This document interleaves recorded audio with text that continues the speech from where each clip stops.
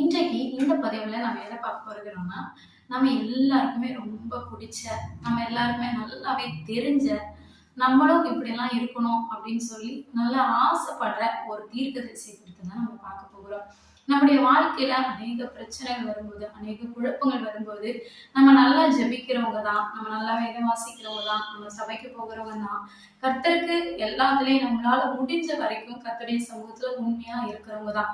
ஆனாலும் நம்முடைய வாழ்க்கையில ஏதாவது ஒரு பிரச்சனை வரும்போது, ஒரு குழப்பமான ஒரு சூழ்நிலை வரும்போது, நம்ம முதலாவது என்ன பண்ணுகிறோம்? கர்த்தருடைய வார்த்தைக்கு நம்ம செவிய சாய்க்கிறோமா? இல்ல நம்முடைய மனசு என்ன சொல்லுதோ, நம்ம குழப்பமான ஒரு சூழ்நிலையில யார் எனக்கு இதுல இருந்து ஆறுதல் தர முடியும், இந்த குழப்பத்துல இருந்து நான் எப்படி வெளியே வர முடியும் அப்படின்னு சொல்லி மனுஷர்களை தேடி, இல்ல மற்ற காரியத்தை தனிமையா இருக்கணும் அப்படின்னு சொல்லி தேடி போடுகிறோமா அப்படிங்கிறத சற்று சிந்திக்கணும். எனக்கு பிரியமானவர்களே, அதற்காக தான் இந்த எளியா தீர்க்கதரிசி குறித்து ஒரு சுவாரஸ்யமான விஷயத்த நான் உங்களோட ஷேர் பண்ண விரும்புகிறேன். நம்ம எல்லாருக்குமே தெரிஞ்சதுதான்.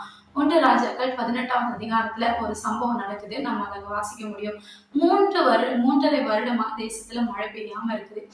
எலியா தான் ஜெபிக்கிறாரு. ஜெபித்து வானத்தை அடைத்து போடுகிறாரு. என்ன சொல்லி அடைக்கிறாருன்னா, நான் சொல்லாம இந்த தேசத்துல ஒரு சொட்டு மழை கூட வரக்கூடாது அப்படின்னு சொல்லி வானத்தை அடைச்சிட்டு அவர் போயிடுறாரு. 3 வருஷங்கள் கழித்து கர்த்தர் எலியாவுக்கு தரிசனமாகி சொல்றாரு, ஆகாப்பு கிட்ட போய் உன்னை காண்பி, நான் தேசத்துல மழையை வர பண்ண போறேன் அப்படின்னு சொல்லி சொல்றாரு. சரின்னு சொல்லி 3 வருஷத்துக்கு அப்புறமா இந்த எலியா என்ன பண்றாரு, ஆகாப் ராஜா கிட்ட தன்னை காண்பிக்கும்படியா ஆகாப் ராஜாவின் இடத்துல தன்னை காண்பிக்கும்படியா வருகிறாரு. எலியா வந்திருக்கிற செய்தி ஆகாப் ராஜா கிட்ட போயிடுச்சு. ராஜா உடனே ஓகேன்னு சொல்லிட்டு உடனே எலியா சந்திக்கலாம் அப்படின்னு சொல்லும் போது, எலியா என்ன சொல்றாருன்னா, தேசத்துல மழை வரப்போகுது, நான் அதுக்காக நான் கர்த்தர்கிட்ட வேண்டுதல் செய்ய போறேன், அவர் தேசத்துல மழையை வர வைக்க போறாரு அப்படின்னு சொன்ன உடனே ஆகாப் ராஜா சொல்றாரு, நான் இதுக்கு என்ன பண்ணணும் அப்படின்னு கேட்டோடனே எலியா சொல்றாரு, இந்த மாதிரி பாகாலை வணங்குகிற தீர்க்கதரிசிகள்ல 400 பேரை நீங்க எங்கிட்ட கூட்டிட்டு வாங்க. அதே போல எசபேல், அதாவது இந்த ராஜாவினுடைய மனைவியினுடைய பந்தியிலே சாப்பிடுகிற தோப்பு விற்கிற ஆராதனைக்காரர்கள் 400 தீர்க்கதரிசிகளுமாகிய என்னிடத்துல இவங்களை கர்வேல் பர்வதத்துக்கு நீ வர சொல்லு அப்படின்னு சொல்லி ராஜா கிட்ட சொல்றாரு. ராஜா உடனே அக்செப்ட் பண்ணிட்டு என்ன பண்றாருன்னா, இந்த தீர்க்கதரிசிகள் எல்லாம் கர்மேல் பர்வதத்துக்கு வர சொல்லிட்டாரு. இஸ்ரவேல் ஜனங்களும் அங்க வந்துட்டாங்க. வந்து என்ன பண்றாங்கன்னா, எலியா சொல்றாரு, நீங்க என்ன பண்ணுங்க, உங்களுக்கு நான் டைம் தரேன், நீங்க ஃபர்ஸ்ட் உங்க தேவனுக்கு பலி செலுத்துங்க. பலி செலுத்தும் போது எப்படின்னா, நீங்க பலி செலுத்துகிற இடத்துல தீ பத்த வைக்க கூடாது. ஆனா நீங்க செலுத்துகிற பலியை எந்த தெய்வம் அந்த பலியை அங்கீகரித்து அந்த பலியை சுட்டு இருக்குதோ, நெருப்பு வர வச்சு சுட்டு இருக்குதோ, அதுதான் மெய்யான கடவுள் அப்படின்னு சொல்லி எலியா சொல்றாரு. மதியம் வரைக்கும் இவங்க கூப்பிட்டு இருக்காங்க. மதிய நேரத்துல எலியா சொல்றாரு, நீங்க சத்தமா கூப்பிடுங்க, ஒருவேளை உங்க கடவுளை தெய்வம் தூங்கி இருப்பாரு, அதனால இன்னும் சத்தமா கூப்பிடுங்க அப்படின்னு சொன்ன உடனே இந்த தீர்க்கதரிசிகளுக்கு எல்லாம் என்ன ஆச்சுன்னா, கோபம் அதிகமாயிருச்சு. கோபம் அதிகமான உடனே இவங்க என்ன பண்றாங்கன்னா, தங்களுடைய சரீரத்தை கத்தியால கிழிச்சுக்கிறாங்க, என்னென்ன பண்ண முடியுமா எல்லாமே பண்றாங்க. ஆனா ஒரு மாற்றமும் அங்க நடக்கல. சாயங்காலம் ஆன போது எலியா என்ன பண்றாங்கன்னா, போதும், ஸ்டாப் பண்ணுங்க, நீங்க இது வரைக்கும் கூப்பிட்டீங்க, ஒண்ணுமே நடக்கல, உங்களுக்கு கொடுத்த டைம் முடிஞ்சு போச்சு, இனி இது என்னுடைய டைம் அப்படின்னு சொல்லிட்டு எலியா பண்ணாரு. ஒரு பலிபீடத்தை செய்யறாரு. அதுல காளைகளை துண்டு துண்டா கட் பண்ணி மேல வைக்கிறாரு. அது மாத்திரம் மேல 7 குடம் தண்ணி அந்த அந்த பலிபீடத்தின் மேல ஊத்தப்படுது. சும்மா பச்சையா வச்சாலே நெருப்பு வைக்காம அது பத்திக்காது. இருந்தாலும் 7 குடம் தண்ணீரை ஊற்றுறாரு. ஊத்துனதுக்கு அப்புறம் பண்றாரு, கர்த்தரை நோக்கி ஜெபிக்கிறாரு. 18ஆவது அதிகாரத்துல 37ஆவது வசனத்துல நம்ம வாசிக்க முடியும். அவர் ரொம்ப நேரம்லாம் ஜெபிக்கலைங்க. உட்கார்ந்து முழங்கால் படிட்டு கண்ணீர் வடிச்செல்லாம் அவர் ஜெபிக்கவே இல்லை. ஒரே ஒரு வார்த்தை தான் சொன்னாரு, நீர் கர்த்தராகிய தேவன் என்பதை நான் அறிந்திருக்கிறேன், என்னுடைய வார்த்தையை கேட்டறலாம் அப்படின்னு சொல்லி 2 வார்த்தை சொல்றாரு. என்னை கேட்டறலும், என்னை கேட்டறலும் 2 வாட்டி சொல்றாரு. ஜெபித்த அடுத்த செகண்ட்ல இறங்கி அந்த தண்ணீர் எல்லாம் என்ன பண்ணுச்சுன்னா நக்கி போட்டதாம். சோ இந்த சம்பவம் நமக்கு தெரியும்.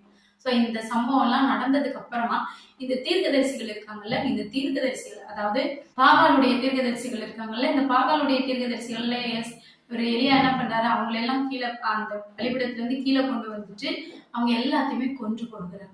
கிட்டத்தட்ட 400 பேரை அவர் என்ன பண்றாருன்னா கொன்று கொடுக்குறாரு. இந்த செய்தியை எசபேல் கேட்கிறாங்க. எசபேல் கேட்டுட்டு 18ஆவது அதிகாரத்துல நம்ம அந்த காரியத்தை நம்ம பார்க்க முடியும். 19ஆவது அதிகாரத்துல 2-3 வசனத்தை நம்ம வாசிக்கும் பொழுது அங்க எசபேல் கேட்டுட்டு என்ன சொல்றாங்கன்னா, இந்த என்னுடைய பாகாலுடைய தீர்க்கதரிசிகள் உயிரை வாங்கின எலியாவினுடைய தலைய நான் நாளைக்கு வாங்குவேன், நாளைக்கு அவன் உடம்புல உயிர் இருக்காது அப்படின்னு சொல்லி ஒரு வார்த்தையை சொல்றாங்க. எனக்கு பிரியமானவர்களே, இவ்வளோ பெரிய அற்புதத்தை செஞ்சு 400க்கு மேற்பட்ட தீர்க்கதரிசிகளை அட்ட டைம்ல கொலை செய்த அந்த எலியா எசபேல் என்கிறதான ஒரு ஸ்திரீனுடைய வார்த்தையை கேட்ட உடனே அவருக்குள்ள பயம் வந்துருச்சு, அவருக்குள்ள பதட்டம் வந்துருச்சு. என்ன பண்றதுன்னு தெரியல. அவருக்கு அதை சொல்லுவாங்கல்ல மரண பயம் அப்படிங்கிற அந்த பயம் வந்துருச்சு. பயம் வந்தோடனே இப்ப என்ன பண்றாரு, கர்த்தருடைய சத்தத்தை கேட்காம ஓடுறாரு. ஓடி போய் ஒரு இடத்துல போய் படுத்துக்கொண்டு அவர் புலம்புறாரு, என் ஜீவனை எடுத்துக்கொள்ளுங்க. எனக்கு பிரியமானவர்களே, இன்றைக்கு நம்முடைய வாழ்க்கையில கர்த்தர் நமக்கு அவ்வளோ அற்புதத்தை செஞ்சிருக்கிறாரு, இவ்வளோ அதிசயமான காரியங்களை செஞ்சிருக்கிறாரு. ஆனா சின்னதா ஒரு விஷயம் வரும்போது, ஏதோ ஒரு காரியத்துல நம்முடைய ஜெபம் கேட்கப்படலை, இல்ல கேட்கறதுக்கு கொஞ்சம் டிலே ஆகுது, நமக்கு ஏதோ ஒரு டென்ஷன், நம்முடைய காரியத்துல எங்கேயோ ஒரு இடத்துல நம்ம ப்ரெஷரைஸ் ஆகி இருக்கிறோம் அப்படிங்கிற டைம்ல நம்ம என்ன பண்றோம் அப்படின்னா, கர்த்தருடைய வார்த்தைக்கு செவி கொடுக்காம பயந்து நம்மளும் அந்த பிரச்சனையை விட்டு நம்ம என்ன பண்றோம்னா ஓடி போகிறோம்.